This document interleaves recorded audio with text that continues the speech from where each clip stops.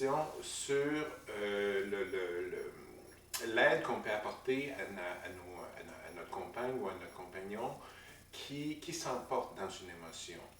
Alors, est-ce que comme conjoint ou comme compagnon, on peut intervenir pour l'aider à voir, à objectiver au fond qu'il est en train de se faire avoir par son personnage? Tu as déjà posé la question de la responsabilité. Oui. Je vais entrer ce mot de responsabilité dans la question, la Allons-y. réponse. Oui, c'est ça.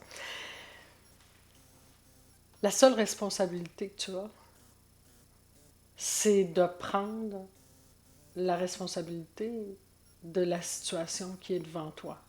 Et non pas de te dire « Ah, ma conjointe, elle a donc de la difficulté à comprendre. » Ce que tu vois devant toi, c'est comme un miroir. C'est moi. Donc, ce qui t'irrite dans le manque de compréhension t'appartient totalement. Explique ça. Vouloir argumenter avec une autre personne dans le monde de la communication, dans le monde, dans la relation avec les autres, vouloir intervenir pour changer l'attitude de la personne en face de toi, c'est exactement le même mouvement que se regarder dans le miroir et voir dans le reflet du miroir qu'on a, par exemple, des lunettes sur le nez. Et de se dire, ben non, je vais les gratter dans le miroir. Parce que moi, je n'ai pas l'impression d'avoir des lunettes, donc je vais les gratter. Tu fais jamais ça. Ce que tu vois comme reflet, fondamentalement, tu sais que c'est un reflet dans la glace. Donc, quand tu es en relation avec une autre personne, le ton monte, il y a tu sens l'irritation qui est là.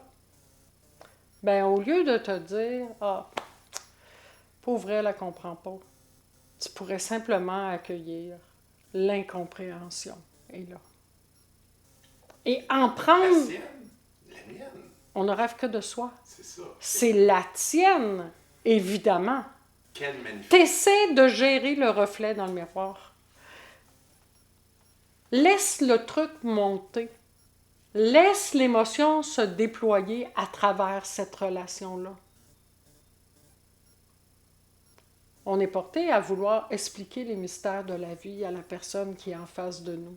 Je raconte souvent l'événement où j'étais avec ma fille et où ma fille et moi, ma fille était revenue à la maison il y a plusieurs années de ça et c'était un peu la guerre. Donc, les arguments dans son clan et les arguments dans le mien. Donc, on jouait une partie de ping-pong où les deux personnages voulaient avoir raison. Et c'était la guerre. Quand quelqu'un laisse tomber les armes et prend l'entière responsabilité de ce qui est devant lui, on ne parle plus du tout de la même chose ici. On ne parle plus de deux personnages en relation. On ne parle plus de deux personnages qui sont en débat de personnalité. On ne parle plus d'un personnage qui comprend tellement tout par rapport à un personnage qui ne comprend rien. Quand on regarde un film à la télévision, est-ce que ça serait le même processus? Écoute, quand on regarde la télévision... C'est un processus aussi virtuel que ce qui nous apparaît comme la réalité. Effectivement, c'est pas compliqué, Jacques. Mes filles vont au cinéma, regardent un film d'amour et les larmes coulent. Et les personnages n'existent pas pour vrai. Là. Ben oui, c'est ça. Alors, on fait le même processus dans notre tête. Hein? Est-ce que tu n'as pas déjà inventé des histoires avec des personnages que tu connais ou pas dans ta tête et avoir des émotions incroyables par rapport à ces personnages qui n'existent pas? Tout le monde fait ça. J'ai revisité la mort de ma mère des centaines de fois. Et j'allais toucher des émotions différentes. Et C'était complètement du domaine virtuel, de l'imagination, mais totalement. C'était un monde totalement inventé. Et j'avais réussi à croire à ce monde inventé plus profondément que dans l'instant qui était devant moi. L'instant, c'était non. Je m'inventais un monde et j'allais, comme on dit ici au Québec, prendre une brosse d'émotions. Les gens qui sont affectés par un traumatisme sévère, par exemple, qui vont consulter pendant des mois, voire des années, un psy, parce qu'ils ont été témoins, je ne sais pas, d'un hold-up ou d'un accident ou je sais pas, Donc, est-ce que ces gens-là soignent l'interprétation d'un fait ou si c'est une blessure qui est là vraiment?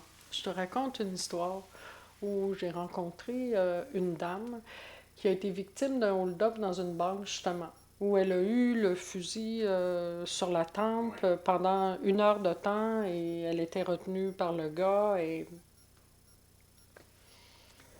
cette fille-là, après l'événement,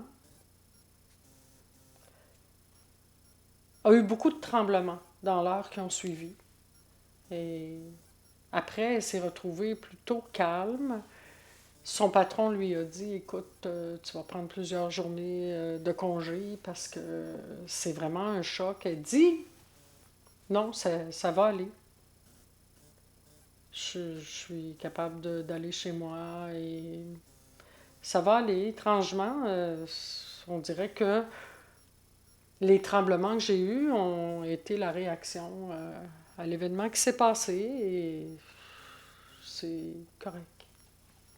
Donc, elle s'en va chez elle. Elle dort quand même assez bien.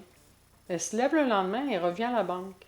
Le directeur de la banque lui dit non, non, non, non, non, non, non, non. Là, tu vas t'en aller directement à l'hôpital. Je vais appeler pour qu'un psy te rencontre. Et tu peux pas rester ici.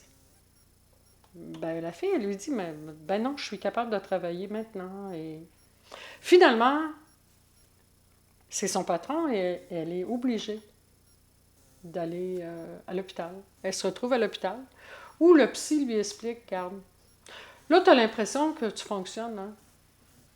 Mais l'événement que tu as vécu est extrêmement traumatisant et va te hanter toute ta vie.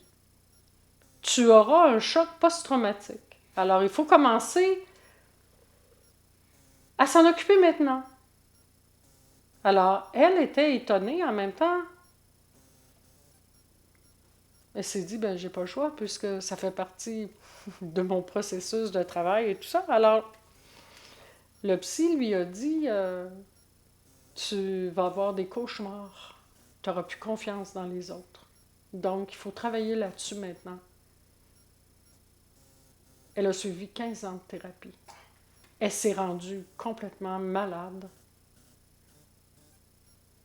pour un événement qui est arrivé il y a 15 ans, qui a été absorbé corporellement.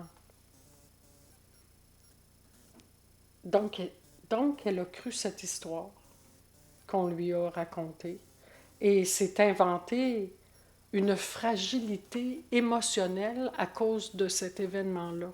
Donc, elle a récupéré l'événement et elle l'a collé à l'histoire du personnage qu'elle croit être. Et la question qu'elle a posée un jour en rencontre, ben c'est est-ce que c'est nécessaire de continuer à guérir ce personnage?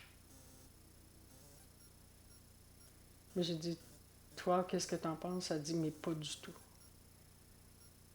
Et ça a été terminé pour après 15 ans à guérir un événement qui serait devenu traumatisant. Selon d'autres. Selon d'autres. Elle prétendait depuis le début que les tremblements qu'elle a eus avaient servi à évacuer ce truc. Et qu'elle n'avait pas peur. Et écoute, c'est l'histoire de cette personne que je suis en train de raconter. On analyse les événements qui nous sont arrivés dans la vie et on déclare, ben, c'est un événement choc. J'ai passé 40 ans à prétendre que la mort de ma mère avait été l'événement choc de ma vie. J'avais 19 jours quand elle est morte. J'étais donc pas là. Je n'avais pas de souvenir précis de la part de ma mère, c'est clair.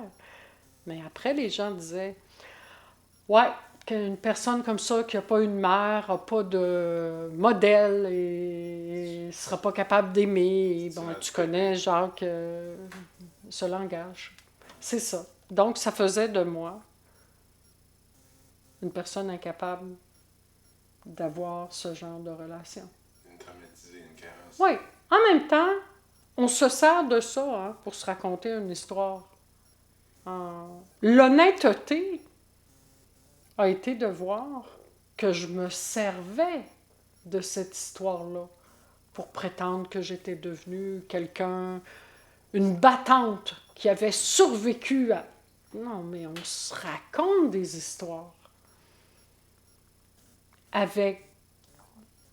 On est en relation avec l'historien qui parle dans notre tête. Hein. Ouais, mais toi, Betty, c'est normal, tu as vécu telle chose. Ouais, mais on est complètement fasciné par nous-mêmes.